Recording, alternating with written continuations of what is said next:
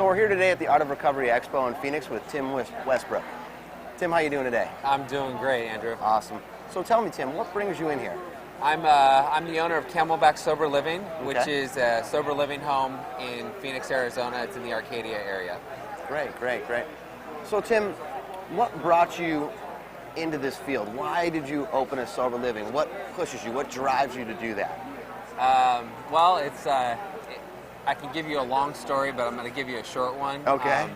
I'm in recovery myself. All right. And, I've been in recovery for 4.5 years, and being in the sober living business is kind of the way for me to give back, to help others, to be of service, and to stay sober myself, to be quite honest. Yeah.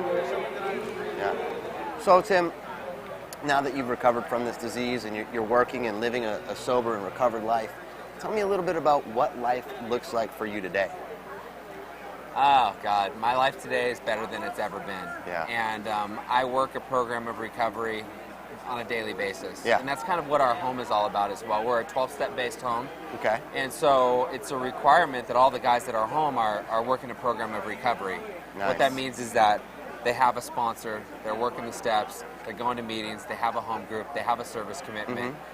And the things that I do on a daily basis include, I wake up, I hit my knees, I pray, I meditate, I share gratitudes with other friends of mine, and then just being present every single day, all day long. I've got tons of friends that are in recovery, so staying connected with them, going to meetings. I have guys that I sponsor. I talk to my sponsor almost on a daily basis as well. So, and then plus, above that, it's the exercise, it's the fitness, it's the yoga, it's the meditation, it's eating the right foods, it's being on a normal sleeping schedule. Yeah. All of those things have been huge compliments to my recovery. And so that's kind of what I've modeled our program at Camelback Sober Living after. Oh, that sounds awesome. So Tim, there's a lot of people watching today that are still out in the disease, wondering how do I get help? Kind of share with them some advice. What would you say to those people listening to right now? Well, everybody has their own path, and so everybody has their own bottom. And for me, my bottom was when my ex-wife left me, and that was when I was ready to surrender. Yeah. And so I think the biggest thing is that a person needs to be willing to surrender and ready to surrender, and what that means is giving it over to God or a higher power, taking suggestions from other people, because my best thinking got me where I was. Right.